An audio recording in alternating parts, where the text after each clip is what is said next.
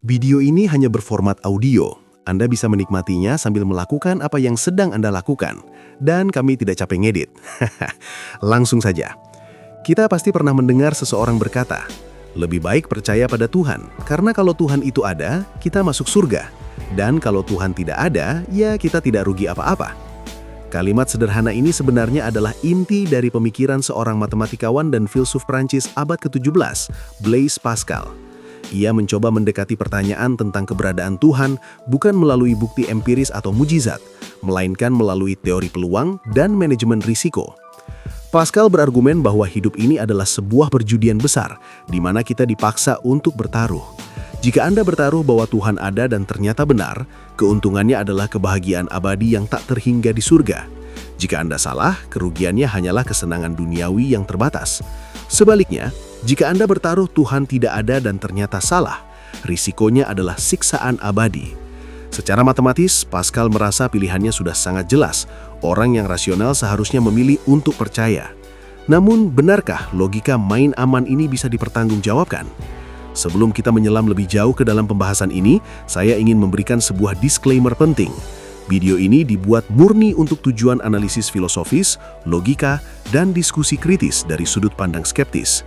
Kami tidak bermaksud untuk menyerang keyakinan pribadi siapapun atau merendahkan institusi agama tertentu. Fokus kita hari ini adalah mengupas sebuah argumen populer yang sering digunakan dalam debat teologi, yaitu taruhan Pascal, untuk melihat apakah fondasi logikanya benar-benar sekokoh yang terlihat di permukaan atau justru menyimpan retakan besar yang jarang dibicarakan. Mari kita buka pikiran dan mulai membedah argumen ini dengan kepala dingin. Masalah utama yang membuat taruhan Pascal langsung runtuh saat kita mengujinya secara kritis adalah apa yang dalam logika formal disebut sebagai dikotomi palsu. Pascal menyajikan pilihan ini seolah-olah hanya ada dua kemungkinan, Tuhan yang dia kenal, yaitu Tuhan dalam tradisi Kristen, atau ateisme. Padahal dunia ini tidak hanya terdiri dari dua kotak itu saja. Ada ribuan konsep ketuhanan, ribuan agama, dan variasi doktrin yang tak terhitung jumlahnya yang telah ada sepanjang sejarah manusia. Jika Anda memilih untuk menyembah Tuhan A karena ingin main aman, bagaimana jika ternyata yang ada adalah Tuhan B yang sangat membenci penyembah Tuhan A? Disinilah argumen tersebut mulai terlihat konyol. Anda bisa saja menghabiskan seluruh hidup Anda beribadah dengan cara tertentu hanya untuk menemukan di akhirat bahwa Anda telah menyembah Tuhan yang salah dan tetap berakhir di tempat yang sama dengan para ateis, atau bahkan lebih buruk.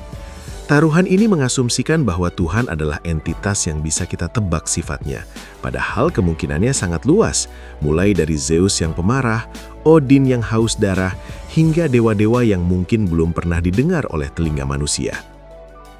Kesalahan fatal berikutnya adalah asumsi bahwa probabilitas keberadaan Tuhan itu adalah 50/50. Hanya karena sebuah pernyataan memiliki dua kemungkinan hasil, ya atau tidak, bukan berarti peluang keduanya masing-masing adalah 50%. Ini adalah sesat pikir probabilitas yang sangat mendasar. Coba bayangkan saya berkata bahwa besok pagi saat Anda membuka pintu rumah, ada seekor naga yang sedang menunggu untuk memberikan Anda sekarung emas. Kemungkinannya hanya dua, naga itu ada atau naga itu tidak ada. Apakah itu berarti ada peluang 50% Anda akan menjadi kaya mendadak besok pagi? Tentu saja tidak. Probabilitas sebuah klaim harus didasarkan pada bukti yang mendukungnya, bukan sekadar jumlah kemungkinan jawabannya. Mengatakan bahwa probabilitas Tuhan ada adalah 50% sama tidak masuk akalnya dengan mengatakan peluang Anda memenangkan lotre adalah 50% karena pilihannya hanya menang atau kalah. Tanpa bukti pendukung yang kuat, probabilitas keberadaan entitas supranatural yang tidak terdeteksi secara empiris jauh lebih mendekati 0 daripada mendekati angka setengah. Mari kita gunakan perumpamaan yang lebih lucu untuk menggambarkan betapa anehnya logika main aman ini. Bayangkan jika saya menyarankan Anda untuk selalu membawa bawang putih di saku celana Anda setiap hari. Alasannya, karena kita tidak tahu apakah Dracula itu nyata atau tidak. Jika Dracula tidak ada, Anda hanya rugi sedikit karena saku Anda bau bawang. Tapi jika Dracula ternyata ada, Anda selamat dari hisapan leher yang mematikan. Apakah menurut Anda orang yang membawa bawang putih kemana-mana demi menghindari Dracula adalah orang yang rasional? Tentu tidak. Kita akan menganggap mereka aneh karena dasar keberadaan Dracula itu sendiri sangat lemah. Memasukkan risiko yang tidak terbukti ke dalam kalkulasi hidup kita bukan disebut bijak, melainkan paranoid terhadap hal-hal yang tidak berdasar. Mempercayai Tuhan hanya untuk jaga-jaga secara logika sama persis dengan membawa bawang putih untuk berjaga-jaga terhadap Dracula, atau menolak makan pizza karena takut ada monster di bulan yang akan marah jika kita makan keju. Selain itu, taruhan Paskal mengabaikan biaya yang harus dibayar oleh seseorang yang memilih untuk percaya.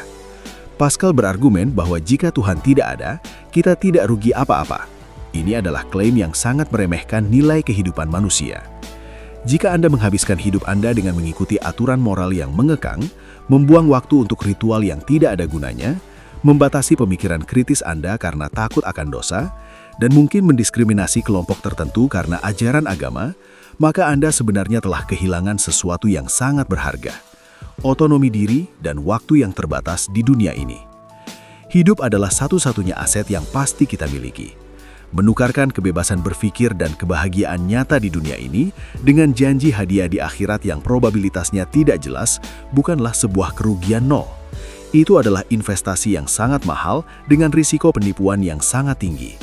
Anda mempertaruhkan realitas yang pasti untuk sesuatu yang hanya berupa spekulasi. Bagaimana dengan aspek ketulusan? Taruhan Paskal secara tidak langsung menyarankan kita untuk melakukan semacam penipuan intelektual. Jika Anda percaya pada Tuhan hanya karena Anda takut masuk neraka atau ingin mendapatkan hadiah surga, apakah itu bisa disebut iman yang tulus? Sebagian besar konsep Tuhan dalam agama-agama besar digambarkan sebagai entitas yang maha tahu, yang bisa membaca isi hati dan pikiran manusia.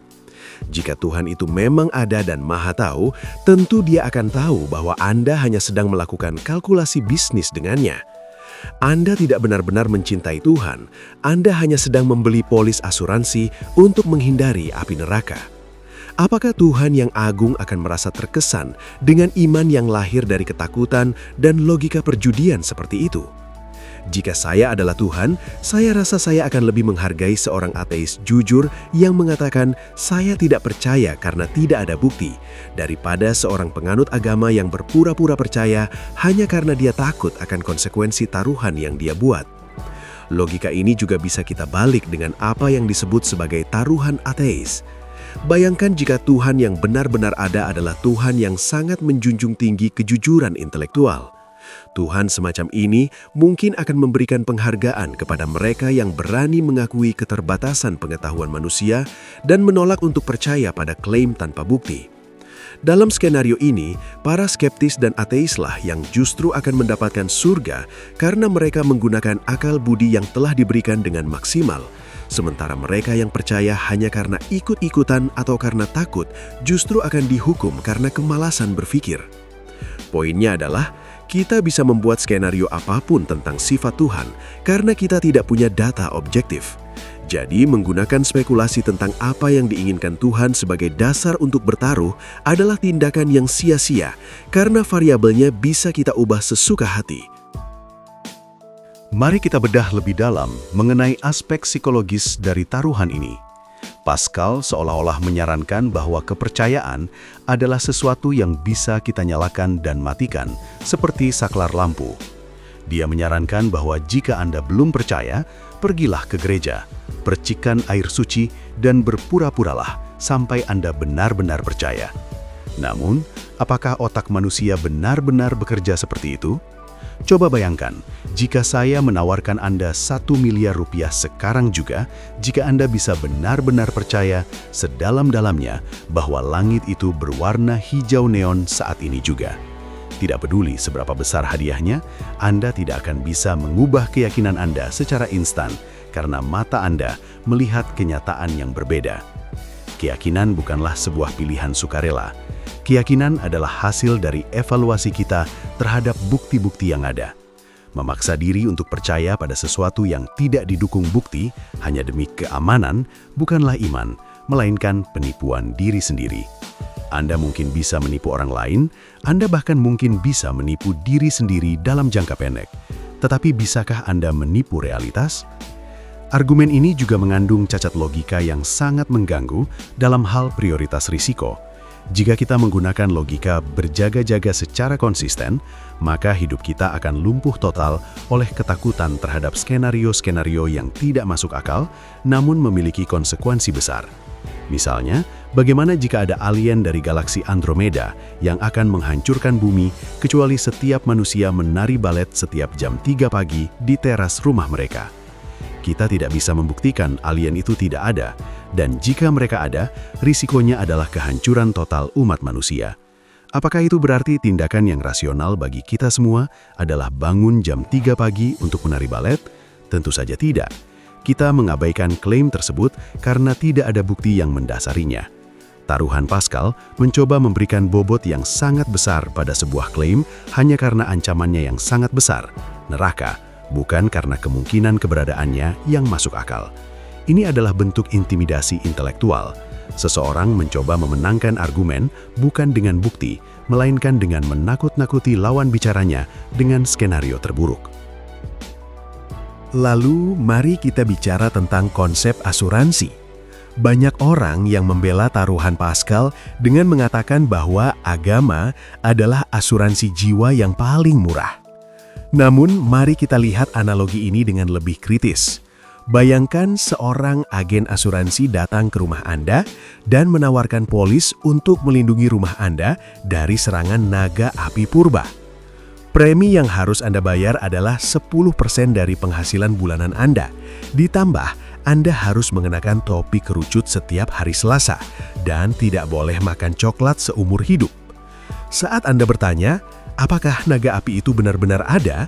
Agen itu menjawab, saya tidak punya bukti foto atau fosilnya, tapi pikirkan risikonya.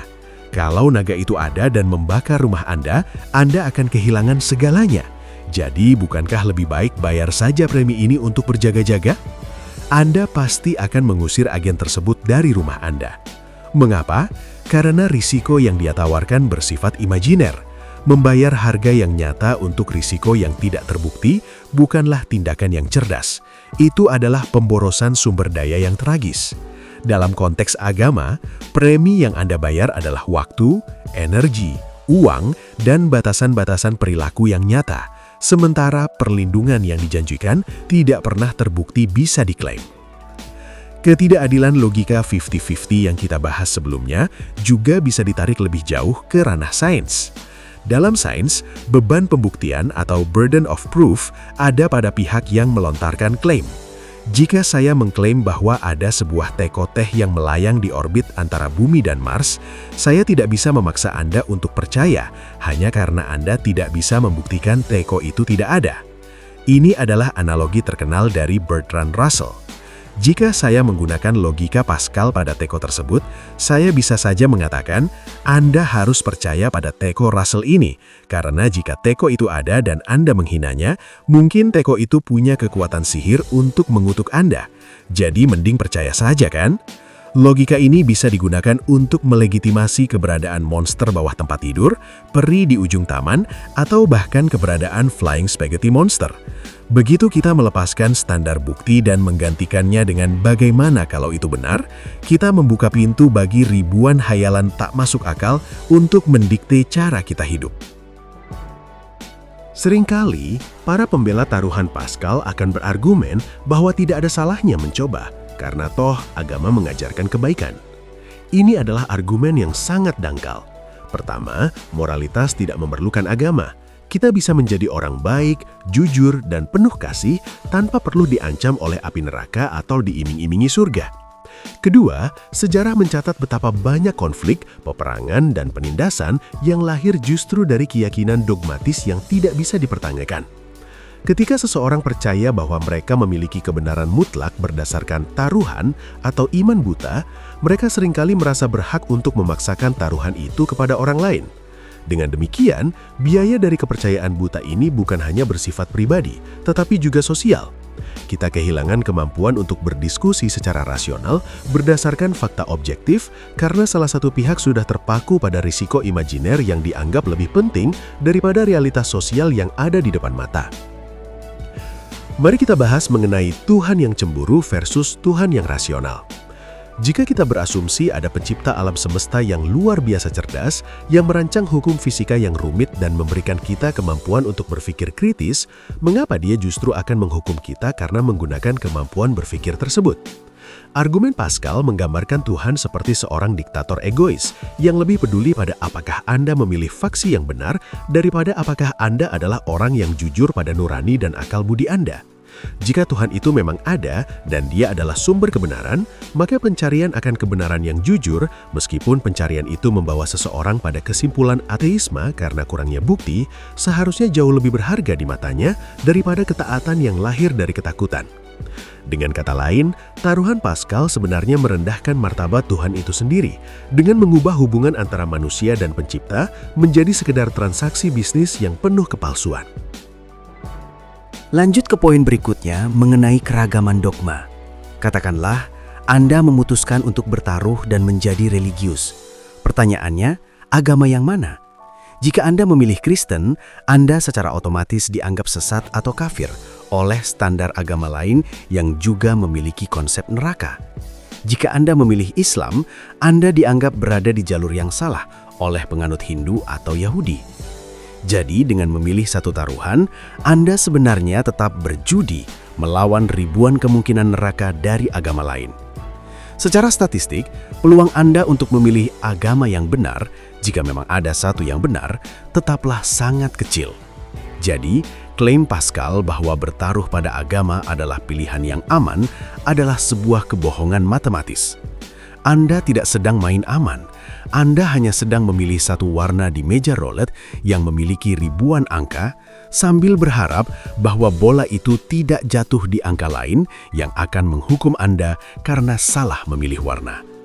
Dalam kondisi seperti ini, pilihan yang paling jujur dan mungkin paling aman adalah tetap berdiri di luar meja judi tersebut dan menolak untuk memasang taruhan pada klaim-klaim yang tidak terbukti.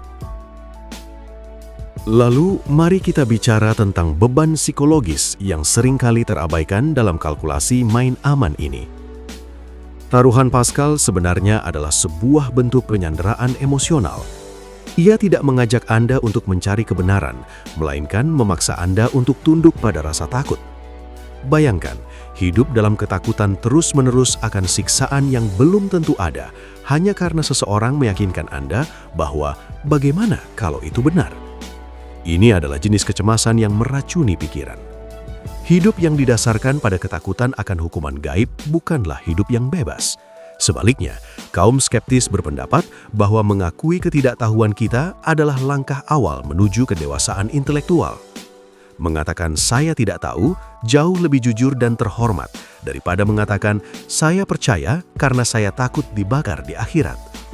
Kita tidak perlu merasa bersalah karena menuntut bukti, karena dalam aspek lain kehidupan, seperti saat membeli rumah atau memilih pasangan, kita selalu menuntut bukti dan logika. Mengapa untuk urusan yang diklaim paling penting dalam sejarah manusia, kita justru diminta untuk mematikan fungsi otak kita dan sekadar bertaruh? Seringkali argumen Pascal ini digambarkan sebagai investasi tanpa risiko.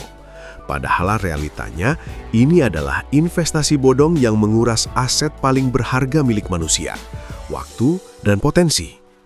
Jika kita hanya memiliki satu kehidupan ini, dan sejauh yang bisa dibuktikan secara ilmiah, memang itulah kenyataannya, maka setiap detik yang kita habiskan untuk mengejar bayang-bayang adalah kerugian yang tak tergantikan.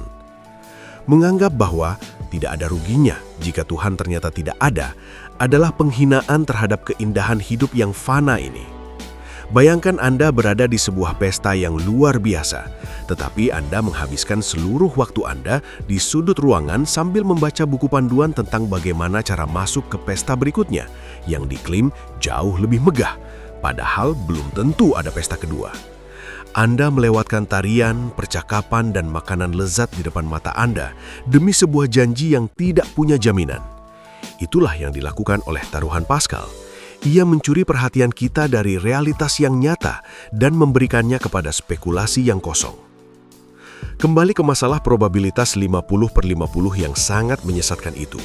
Dalam logika sains, sebuah klaim luar biasa membutuhkan bukti yang juga luar biasa.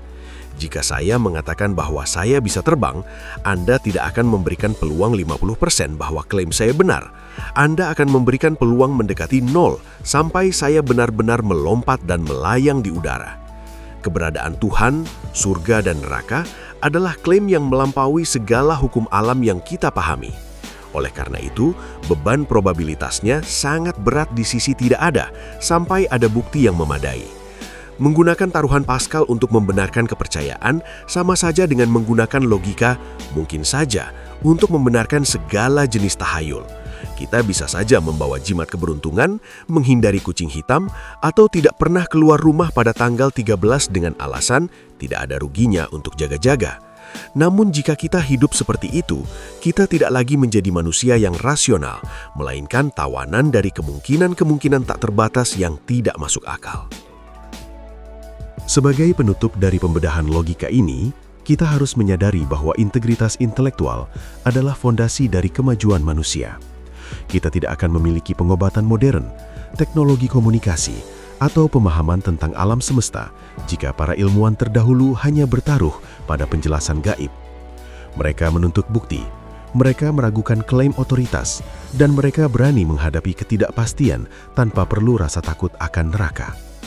Taruhan Pascal mungkin terlihat cerdas di permukaan bagi mereka yang ingin kenyamanan instan, tetapi bagi mereka yang menghargai kebenaran di atas segalanya, taruhan tersebut adalah sebuah cacat logika yang memprihatinkan. Kepercayaan sejati tidak seharusnya lahir dari meja judi emosional, melainkan dari pengamatan yang jujur terhadap dunia. Kita tidak perlu membawa bawang putih untuk Dracula yang tidak ada, dan kita tidak perlu menggadaikan nalar kita untuk Tuhan yang hanya hadir melalui ancaman hukuman dalam sebuah argumen kuno yang rapuh. Terima kasih telah menyimak pembedahan kritis ini hingga selesai. Kami menyadari bahwa topik ini mungkin memicu perdebatan. Namun itulah tujuan kita di sini, untuk terus mengasah kemampuan berpikir dan tidak menelan mentah-mentah argumen yang terdengar logis namun sebenarnya cacat. Dunia ini jauh lebih menarik saat kita berani melihatnya apa adanya, tanpa filter ketakutan atau janji-janji kosong yang tak terbukti. Jika Anda menikmati konten yang mengajak Anda berpikir di luar kotak dan mempertanyakan status quo dengan kepala dingin, jangan ragu untuk mendukung perjalanan kami. Jangan lupa untuk memberikan pendapat Anda di kolom komentar. Apakah menurut Anda taruhan Pascal masih relevan? Ataukah Anda setuju bahwa ini hanyalah sebuah manipulasi logika? Mari kita berdiskusi dengan sehat dan saling menghargai. Jika Anda merasa video ini memberikan perspektif baru yang bermanfaat, silahkan klik tombol like, bagikan kepada teman-teman Anda, dan pastikan Anda sudah berlangganan untuk mendapatkan analisis-analisis tajam lainnya. Sampai jumpa di pembahasan berikutnya. Tetaplah kritis, tetaplah penasaran, dan tetaplah bersama kami di channel Silent Majority. Suara Anda, nalar Anda adalah kekuatan kita bersama.